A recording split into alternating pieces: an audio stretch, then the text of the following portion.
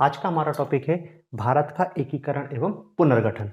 देखो, 15 अगस्त 1947 को भारत को जब आज़ादी मिली, इस आज़ादी के साथ ही भारत को कुछ महत्वपूर्ण चुनौतियों का सामना करना पड़ा, जिसमें सबसे प्रमुख चुनौती थी भारत के भौगोलिक स्वरूप का निर्धारण करना। भारत का भौगोलिक स्वरूप कैसा होगा, इसके संदर्भ में कुछ चीज़ों को निर्धारित करना था। तो देखो, एकीकरण का मतलब यही है कि भारत के भौगोलिक स्वरूप का निर्धारण, भौगोलिक स्वरूप का निर्धारण मतलब अंग्रेजों के द्वारा जो हमको आजादी मिली है 15 अगस्त 1947, जो हमारे राष्ट्रीय आंदोलन का परिणाम है कि 15 अगस्त 1947 को हमको आजादी मिलती है, लेकिन आजादी अपने साथ साथ बहुत बड़ी चुनौती लेके आती है। वो चुनौती था इंटीग्रेशन ऑफ इंडिया, भारत का एकीकरण करना, भारत को एक एक राष्ट्र के रूप में हमको स्थापित करना। क्योंकि देखो, पश्चिमी देश तो पहले ही से कह रहे थे कि भारत कभी भी एक राष्ट्र के रूप में अस्तित्व नहीं ले पाएगा, और ले भी गया तो ज्यादा समय तक एक राष्ट्र के रूप में सर्वाइव नहीं कर पाएगा, उसका अंत हो जाएगा। तो देखो, भौगोलिक स्वरूप के निर्धारण में दो तरफा चुनौती थी। एक तो था भारत के बाह्य स्वरूप का निर्धारण करना, बाह्य स्वरूप का निर्धारण, और दूसरा था भारत के आंतरिक स्वरूप का निर्धारण, आंतरिक स्वरूप का निर्धारण। भारत के बाह्य स्वरूप का निर्धारण और भारत के आंतरिक स्वरूप का निर्धारण। जो बाह्य स्वरूप के निर्धारण में दो चीजें थी, एक था देशी रियासतों का एकीकरण, देशी रियासतों का एकीकरण,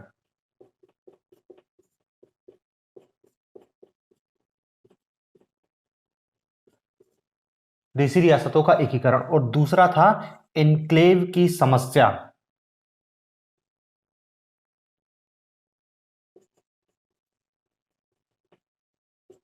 इनक्लेव्स की समस्या। ठीक है ना। देखो, इनक्लेव्स किसको कह रहे हैं?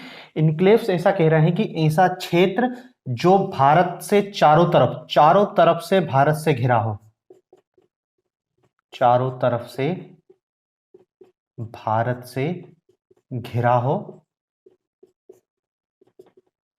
परंतु उसका अस्तित्व स्वतंत्र हो,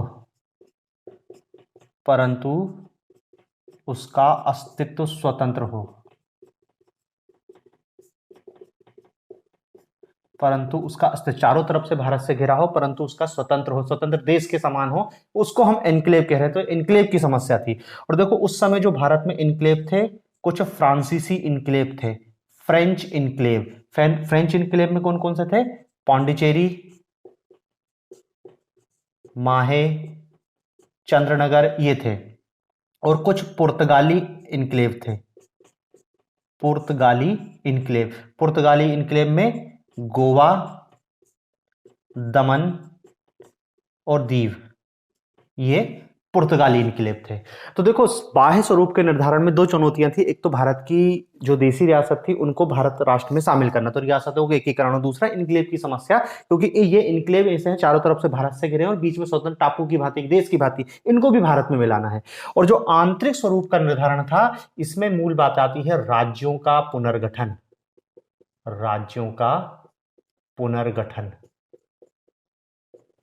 राज्यों का पुनर्गठन।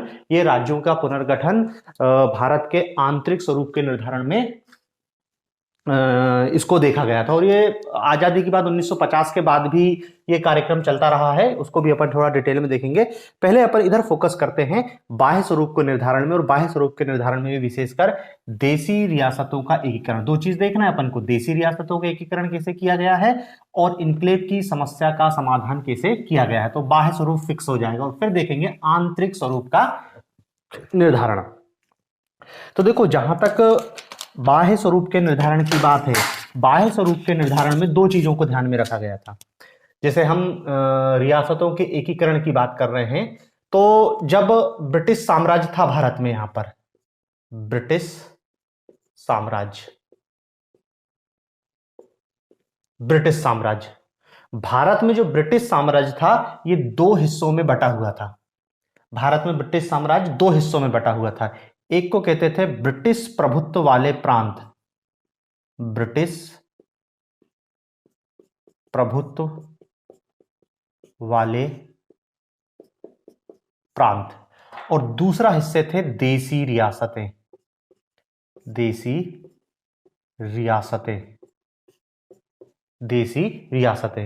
ये जो ब्रिटिश प्रभुत्व वाला प्रांत था, इधर ब्रिटेन का प्रत्यक्ष नियंत्रण होता था, अपने गवर्नरों की नियुक्ति करता था, वायसरायों की नियुक्ति करता था, और उनके माध्यम से इन प्रांतों पर शासन व्यवस्था चलाता था। बिहार, बंगाल, उड़ीसा, मध्य प्रांत, संयुक्त प्रांत, ये प्रांत होते थे। और बाकी जो बचा हुआ हिस्सा होता था वो देसी रियासत के अंतर्गत आता था, और इनपे भी ऐसा नहीं कि ये स्वतंत्र थे, इनपे भी अप्रत्यक्ष नियंत्रण रखता था, अप्रत्यक्ष नियंत्रण। अपन पढ़ते इतिहास में ब्रिटिश रेजिडेंट नियुक्त होते थे रियासतों में। देसी रियासत है, वहां पर एक रेजिडेंट ब्रिटिश प्रतिनिधि नियुक्त होता था, जो राजकीय कार्यों के संचालन में राजा की मदद करता था। ले देखे वो ब्रिटिश साम्राज्य का एक प्रतिनिधि होता था, जो ऊपर से देखने पे देसी रियासत है कि हाँ भाई राजा है, लेकिन वो राजा कैसा है, नाम मात्र का राजा है। वास्तविक शासन व्यवस्था किसके हाथ में है, ब्रिटिश रेजिडेंट के हाथ में, लेकिन वो देखने में ऐसा लगेगा राजा का शासन है, इसलिए हमने इसको कहा है अप्रत्यक्ष नियंत्रण। तो देखो, ब्रिटिश साम्राज्य दो हिस्सों में बटा था, ब्रिटिश प्रभुत्व वाला भारत जिस पर प्रत्यक्ष नियंत्रण होता था, और देसी रियासत जिन पे अप्रत्यक्ष विधि से नियंत्रण रखते थे। और ये देसी रियासत जब 1947 में देश आजाद हुआ, तो देश की 40% भूमि, 40% भूभाग इन देसी रियासतों के अंतर्गत आता था। देश की 28% जनसंख्या इन देसी रियासतों में निवास करती थी, और देसी रियासतों की संख्या लगभग 565 के आसपास है। अब इसमें थोड़ा सा विवाद है कितना है, लेकिन फिर भी एक एवरेजन मान लो 550, 550, 560 के आसपास देसी रियासतों की संख्या थी, जो अपना स्वतंत्र अस्तित्व रखती थी। ठीक है ना। तो देखो, ये ब्रिटिश साम्राज्य की ये स्थिति थी जब 1947 में भारत आजाद होता है।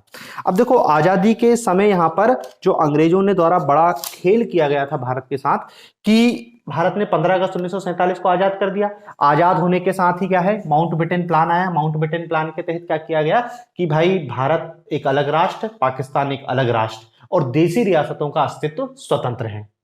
जो भारत को आजादी मिली थी वो इस हिस्से को बोल दिया गया था कि ये जो हिस्सा है वो आज से आजाद है। यहां पर अंतरिम सरकार का गठन कर दिया गया, अंतरिम सरकार के द्वारा, और फिर उन्होंने कहा तुम अपना संविधान बना लो, तब तक ये अंतरिम सरकार काम करेगी और पूरा काम जारी रहेगा। देसी रियासतों को बोला गया कि आप स्वतंत्र हो। क्या स्वतंत्र हो, कि आप चाहो तो पाकिस्तान में मिल सकते हो, इनको विकल्प दिए, आप चाहो तो भारत में मिल सकते हो, और आप चाहो तो अपना स्वतंत्र अस्तित्व बनाए रख सकते हो। ये देसी रियासतों के विवेक पे छोड़ा था। देसी रियासत पूरी तरीके से स्वतंत्र है, चाहे तो वो अब पाकिस्तान में मिले, चाहे तो वो भारत में मिले, और चाहे तो वो स्वतंत्र रहें, उनको पूरी आजादी दी गई थी। अब देखो, इसी कारण सारी समस्याओं की उत्पत्ति होती है। देसी रियासतों को अंग्रेजों को साधारणता कह देना था, या तो तुम भारत में मिल जाओ या पाकिस्तान में मिल जाओ, जो भी है कंपलसरी कर देना था, लेकिन इनको विकल्प दे दिया गया था। अब इस विकल्प का दुरुपयोग देसी रियासतों ने किया। इन देसी रियासतों में भी पहले बताया कि देखो लगभग 560 के आसपास देसी रियासतें थी। इन देसी रियासतों में भी कुछ रियासतें बहुत बड़ी थी, बड़ी रियासतें, और कुछ बहुत छोटी छोटी रियासत थी। मतलब बड़ी रियासतें ऐसे थी कि यूरोप के राष्ट्र से भी बड़ी रियासत थी, हैदराबाद, जम्मू कश्मीर, ये बड़ी बड़ी रियासतें थी। और कुछ बहुत छोटी छोटी रियासत थी कि तहसील जैसी रियासत थी। तो देखो, विकल्प तो सभी रियासतों को दे दिया था, 550 रियासतों को बोल दिया था कि तुमको जो दिखाए वो करो। लेकिन यहां पर देसी रियासतों के सामने कुछ समस्याएं थी। मतलब देसी रियासतों को विकल्प दे दिया गया था, तो जो बड़ी रियासत थी, बड़ी रियासत, स्वाभाविक सी बात है, ये स्वतंत्र होने का सोच सकती थी कि हम एक स्वतंत्र देश बन सकते हैं। छोटी रियासत ये नहीं सोच सकती थी, क्योंकि स्वतंत्र देश बनने के लिए उनके पास सेना चाहिए, पुलिस प्रशासन, ऐसा कुछ भी नहीं था। तहसील बराबर तो रियासत है, तो कैसे वो स्वतंत्र बनाए। तो इनके पास ये विकल्प, तो मतलब ये है ना कि अंग्रेजों ने विकल्प तो दिया, लेकिन इनकी औकात नहीं थी स्वतंत्र देश बनने की। इसलिए या तो ये भारत में मिल सकती थी या पाकिस्तान में मिल सकती थी, दो ही विकल्प बचा इनके पास। विकल्प तो 3 थे। स्वतंत्र देश से बनना तो चाहेंगे भाई, हर राजा चाहेगा कि वो एक स्वतंत्र देश बन जाए, लेकिन औकात भी तो होनी चाहिए ना। तो देखो, बड़ी रियासतों के अंग्रेजों ने तो तीनों विकल्प दिया था कि पाकिस्तान मिल जाओ, भारत में मिल जाओ, स्वतंत्र देश बन जाओ। लेकिन जो बड़ी रियासत थी वो इन तीनों विकल्प पे विचार कर सकती थी, छोटी रियासतों के पास केवल भारत और पाकिस्तान में किसी एक में से विलय होने का ही ऑप्शन था, अन्य कोई ऑप्शन नहीं था। देसी रियासत के पास, बड़ी देसी रियासतों के पास ये ऑप्शन था, अतः इन्होंने इन तीनों विकल्पों पर विचार किया और जो बड़ी रियासत थी, बड़ी रियासतों ने बहुत हद तक स्वतंत्र होने का भी प्रयास किया। ठीक है ना। तो देखो ये छोटी रियासत, बड़ी रियासत, दोनों के सामने विकल्प तो तीनों दिए थे अंग्रेजों ने, लेकिन छोटी रियासतों के पास स्वतंत्र रहने का विकल्प नहीं बचा था। अब देखो जो भारत की अंतरिम सरकार थी, या जो भारत का ये ब्रिटिश प्रभुत्व वाला प्रांत था जिसको स्वतंत्र कर दिया गया था, इसमें रियासतों के एकीकरण की जिम्मेदारी सरदार पटेल को सौंपी गई थी। रियासतों के एकीकरण की जिम्मेदारी सरदार पटेल को सौंपी गई थी और इन रियासतों के एकीकरण में सरदार पटेल और उनके सचिव वीपी मेनन ने बहुत ही खूबसूरती से काम करते हुए 560 रियासतों में से लगभग 3 रियासतों को छोड़कर सभी का एकीकरण कर दिया। देखो जो छोटी छोटी रियासत थी, इन छोटी छोटी रियासतों का विलय तो सरदार पटेल ने बहुत आसानी से करवा दिया। उनको विकल्प दिया कि भाई ससम्मान आप रिया भारतीय संघ में शामिल हो जाए तो आपकी इज्जत भी बनी रहेगी, हम आपको पद सम्मान सारा सुरक्षित रहेगा। तो ज्यादातर रियासतों का तो विलय हो गया। कुछ रियासतों ने एकीकरण करने में बहुत समस्या उत्पन्न की। तो जहां समस्या, देखो जहां विलय आसानी से हो गया उनको तो हमको ज्यादा ध्यान नहीं देना है। क्यों? क्योंकि उसमें कोई विवाद नहीं हुआ है। जहां जहां विवाद हुआ है वहां वहां हमको देखना है। और विवाद की जो जगह थी वो रियासत थी, एक थी त्रावणकोर की रियासत, त्रावणकोर की रियासत, दूसरी थी जूनागढ़ की रियासत, जूनागढ़ रियासत, हैदराबाद रियासत, भोपाल रियासत, जम्मू कश्मीर की रियासत, जम्मू कश्मीर की रियासत। इन जगह पर विवाद उत्पन्न होता है। अब देखो इन्हीं विवादों को हमको देखना है, एक एक करके विवादों का कैसे समाधान किया गया सरदार पटेल के द्वारा। देखो सबसे पहले जो विवाद उत्पन्न किया था वो त्रावणकोर रियासत थी। केरल जिसको आज हम कह रहे हैं कि 2 रियासत से मिलकर बना है, एक त्रावणकोर और एक कोच्चि। तो सबसे पहले जो भारतीय संघ में विलय से इंकार करता है वो कौन करता है? त्रावणकोर की रियासत। अब देखो त्रावणकोर की कहानी अलग ही चल रही थी। यहां पर इसी हिंदू मुस्लिम वाला कोई बात नहीं थी। हिंदू प्रजा भी हिंदू थी, राजा भी हिंदू था। लेकिन यहां का जो राजा है और यहां का जो दीवान है, 2 थे, राजा और राजा का दीवान। राजा का नाम था चित्रा निरुनल, चित्रा निरुनल, और दीवान का नाम था CP Ramaswamy Iyer, CP Ramaswamy Iyer, CP Ramaswamy Iyer. और ये जो दीवान था ना, ये इसी के हाथ में वास्तविक सत्ता थी, राजा तो कठपुतली मात्र था। अब देखो त्रावणकोर ने सबसे पहले भारतीय संघ में विलय से इंकार कर दिया और इनकी क्या कहानी चल रही थी, ये अपने आप को एक स्वतंत्र देश बनाने की सोच रहा था, इसका जो दीवान है। और इस स्वतंत्र देश बनाने के लिए ये ब्रिटेन से बातचीत भी कर रहा था। ब्रिटेन भी इसको मदद कर रहा था कि हाँ तुम स्वतंत्र हो, देश बन जाओ। अब ब्रिटेन का भी अपना इंटरेस्ट था क्योंकि जो त्रावणकोर रियासत थी यहां पर मोनोजाइट रेत के भंडार थे, मोनोजाइट रेत के भंडार, एक दुर्लभ खनिज है। ब्रिटेन सोच रहा था कि यदि त्रावणकोर स्वतंत्र रहेगा तो वो भविष्य में मोनोजाइट का उत्खनन आसानी से कर सकता है, तो उसको अपना फायदा दिख रहा था। अतः वो दीवान को उसकी महत्वाकांक्षा को हवा दे रहा था कि ठीक है तुम स्वतंत्र हो जाओ और हम तुम्हारी मदद करेंगे। लेकिन सरदार पटेल की यहाँ की भी भूमिका रहती है कि सरदार पटेल ने इस त्रावणकोर की रियासत पर भी दबाव डाला था और थोड़ा सा कुछ आक्रमण हो गया था, वहां के समाजवादी नेताओं ने कुछ आक्रमण किया था। इन सबका परिणाम यह हुआ कि जो ये आपकी त्रावणकोर रियासत थी, इसने विलय पत्र, इसके राजा ने विलय पत्र पर हस्ताक्षर कर दिए, विलय पत्र पर हस्ताक्षर कर दिए। ठीक है ना। तो इस रूप में देखो त्रावणकोर की रियासत में विवाद होता है, लेकिन विवाद बहुत जल्दी समाप्त कर दिया गया था और त्रावणकोर की रियासत का विलय हो गया था। ठीक है। अब दूसरा विवाद का क्षेत्र होता है जूनागढ़। जूनागढ़ का जो नवाब है वो पाकिस्तान में मिलने की सोच रहा है, पाकिस्तान, वो पाकिस्तान में जाना चाह रहा है। अब देखो यहां पर रियासतों की स्थिति ये थी कि रियासत अधिकतम फायदा देखने की सोच रही थी कि उसको भारतीय संघ में मिलने पे ज्यादा फायदा है, पाकिस्तान में मिलने में ज्यादा फायदा है, या स्वतंत्र रहने में ज्यादा फायदा है। स्वाभाविक सी बात है, सबसे ज्यादा फायदा तो स्वतंत्र रहने में है, लेकिन औकात भी तो होनी चाहिए स्वतंत्र रहने की। उतना बड़ा रियासत ही नहीं स्वतंत्र है, तो अब वो क्या है, बार्गेनिंग करेंगे, भारत से बार्गेनिंग करेंगे।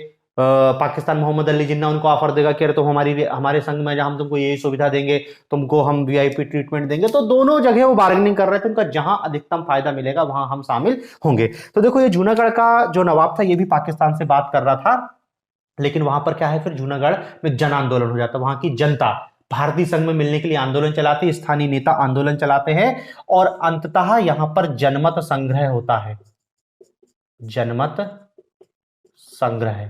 और इस जनमत संग्रह में निर्णय होता है कि जूनागढ़ भारतीय संघ में मिलेगा। तो इस जनमत संग्रह के बाद जूनागढ़ का भारतीय संघ में विलय कर दिया गया, जूनागढ़ रियासत भारतीय संघ में विलय हो गई। तो देखो त्रावणकोर रियासत विलय हो गई, जूनागढ़ रियासत का विलय हो गया।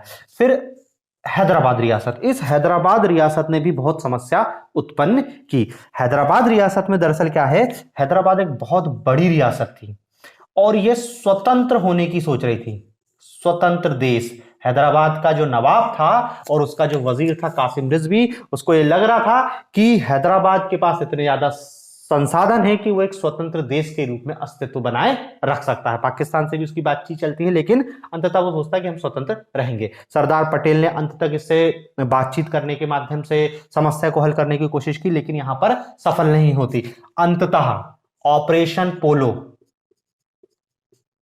ऑपरेशन पोलो, और इस ऑपरेशन पोलो के माध्यम से सेना, भारतीय सेना हैदराबाद में प्रवेश करती है, भारतीय सेना हैदराबाद में प्रवेश करती है और 1948 में हैदराबाद का नवाब विलय पत्र पर हस्ताक्षर कर देता है और यह विलय हो गया हैदराबाद का।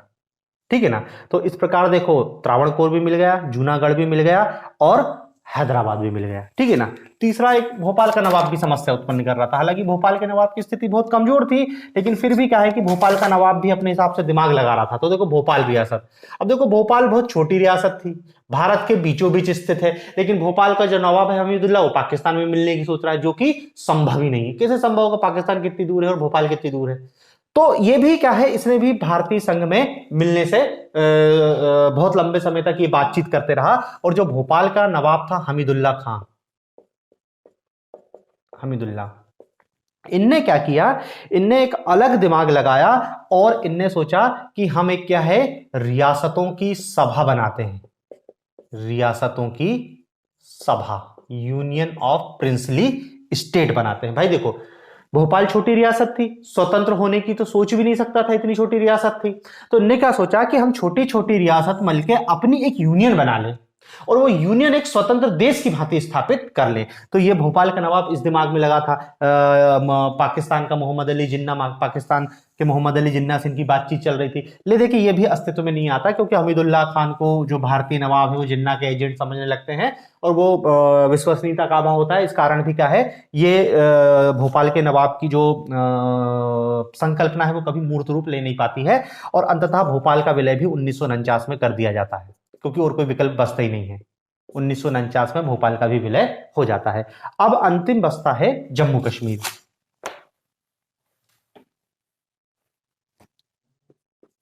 जम्मू कश्मीर, अब देखो जम्मू कश्मीर और हैदराबाद की स्थिति बहुत अलग थी। जम्मू कश्मीर का जो राजा है वो हिंदू है और लगभग 80% प्रजा क्या है, मुस्लिम है। ज्यादातर 70 से 80% प्रजा मुस्लिम है। हैदराबाद में जस्ट अपोजिट था, हैदराबाद में राजा मुसलमान था और प्रजा हिंदू थी। यहां पे उल्टा हो रहा है। ये कश्मीर के जो राजा थे हरि सिंह, ये भी स्वतंत्र राष्ट्र की सपना देख रहे थे, क्योंकि कश्मीर रियासत भी एक बड़ी रियासत थी। तो हरि सिंह वहां के जो महाराज थे वो भी सोच रहे थे कि हम स्वतंत्र हो जाए। तो इन्होंने भी क्या है, भारतीय संघ में विलय पर हस्ताक्षर नहीं किया। बातचीत चलती रही कि हाँ कर रहे हैं, विचार कर रहे हैं, सोच रहे हैं, लेकिन इसी बीच क्या है, पाकिस्तान द्वारा जम्मू कश्मीर पर आक्रमण कर दिया जाता है।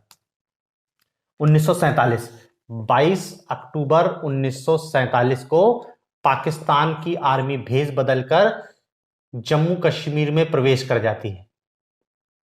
जम्मू कश्मीर में प्रवेश कर जाती है। तब राजा हरि सिंह को होश आता है, उन्होंने सोचा अब तो कोई विकल्प बचता ही नहीं है, और पाकिस्तान से बचने के लिए ये भारतीय संघ के विलय पत्र पर हस्ताक्षर कर देते हैं, विलय पत्र पर हस्ताक्षर कर देते हैं। हालांकि विशिष्ट समझौता किया गया था, उसी के तहत आर्टिकल 370 को जोड़ा गया था कि रक्षा, संचार और वैदेशिक मामलों को छोड़कर उसी 3 मामलों में भारतीय संघ हस्तक्षेप करेगा, बाकी सब जम्मू कश्मीर की राज्य सरकार देखेगी, ठीक है ना। तो ये विलय पत्र पर हस्ताक्षर कर देते हैं। और देखो, जो जम्मू कश्मीर के राजा थे हरि सिंह, और वहां के एक जो राजनीतिक नेता थे, वहां पे एक पार्टी बन गई थी national conference, national conference, national conference. और जो नेशनल कॉन्फ्रेंस के प्रमुख थे शेख अब्दुल्ला, शेख अब्दुल्ला।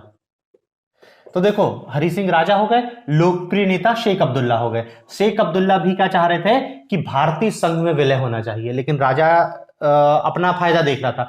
अंततः जब पाकिस्तानी सेना प्रवेश कर जाती है, तब भारतीय सेना भारत से विलय पत्र पर हस्ताक्षर करता है।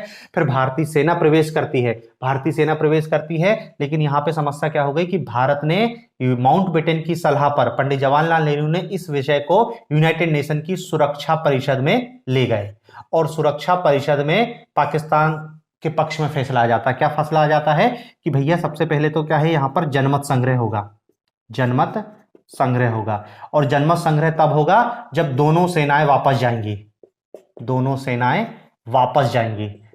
और चूंकि दोनों सेनाएं कभी वापस गई नहीं, इसलिए स्थिति एज इट इज बनी रही, और जम्मू कश्मीर का बहुत सारा हिस्सा पीओके के रूप में जाना जाता है। तो वो यही है कि जहां पे सीज फायर हो गया कि भैया युद्ध विराम, पहले जनमत संग्रह होगा, बाद में विचार करेंगे। लेकिन जनमत संग्रह का बोला था कि पाकिस्तान सेना वापस जाए, और भारत से बोल रहे थे भारत अपनी सेना वापस करे, लेकिन ना तो भारत ने अपनी सेना उठाया, ना पाकिस्तान ने उठाया। तो इस रूप से कश्मीर डिस्प्यूटेड एरिया आज भी बना हुआ है, ठीक है ना। तो देखो, ये देशी रियासतों के विलय की कहानी थी। बाकी तो ज्यादा रियासतों ने ज्यादा समस्या उत्पन्न नहीं गई, ये त्रावणकोर, जूनागढ़, हैदराबाद, भोपाल और जम्मू कश्मीर की रियासतों के विलय में ही अत्यधिक समस्या उत्पन्न की गई थी। लेकिन सरदार पटेल की सूझबूझ और उनके कुशल नेतृत्व का परिणाम यह होता है, उनके विलय की नीति का परिणाम यह होता है कि लगभग सारी रियासतों को भारतीय संघ में मिला दिया गया था। देखो, लगभग 98-97% रियासतें विलय, 99% रियासतों का विलय हो गया था। 1% या 3 रियासतों ने समस्या उत्पन्न करी थी, लेकिन उनका भी अंततः विलय हो गया था। तो इस रूप में देखो, भारत के बाह्य भौगोलिक स्वरूप के निर्धारण में जो पहली चुनौती थी कि रियासतों के एकीकरण में सरदार पटेल की भूमिका अग्रणी रहती है। इसके बाद जो कहानी आती है भारत के बाह्य स्वरूप में, वो होती है इनक्लेव की समस्या, इनक्लेव्स। और देखो, इनक्लेव्स की समस्या के लिए सबसे पहले फ्रांसीसी क्षेत्र की बात आती है, फ्रांसीसी क्षेत्र, फ्रांसीसी इनक्लेव। और फ्रांसीसी इनक्लेव की जो कहानी है कि जो फ्रांसीसी इनक्लेव के 3 क्षेत्र थे, पौंडीचेरी जो चेन्नई के पास है, चंद्रनगर जो कलकत्ता के पास है, और माहे जो कालीकट के पास है। ये 3 क्षेत्र थे। तीनों क्षेत्रों का विलय के लिए जो है अंततः फ्रांसीसी सरकार ने 1954 में भारतीय संघ को सौंप दिए, ठीक है ना। तो ये 3 क्षेत्र फ्रांसीसी जो इनक्लेव थे 1954 में भारत सरकार को सौंप दिए गए। तो ये फ्रांसीसी इनक्लेव हमारे हाथ आ गए। फिर आता है पुर्तगाली इनक्लेव की कहानी। पुर्तगाल के 3 क्षेत्र थे, गोवा और दमन द्वीप। इन क्षेत्रों में सबसे ज्यादा समस्या गोवा। पुर्तगाली सरकार भारत को यह क्षेत्र देने को तैयार नहीं थी। अंततः भारत सरकार अपनी सेना भेजती है, सैनिक कार्रवाई होती है, लेकिन युद्ध नहीं हो पाता है। पुर्तगाली सरकार, वहां का जो गवर्नर होता, आत्मसमर्पण कर देता है, और 1961 में इनको भारत में मिला लिया जाता है, भारत में विलय, ठीक है ना। तो देखो, ये इस प्रकार से बाह्य स्वरूप का निर्धारण तो हो गया, और जो एकीकरण था वो लगभग पूरा हो गया। बाह्य आंतरिक एकीकरण की कहानी अब शुरू होगी कि 1947 के बाद जब राज्यों का पुनर्गठन होगा, ठीक है ना। तो देखो, उस राज्यों का पुनर्गठन को अब अपन दूसरे वीडियो में देखेंगे।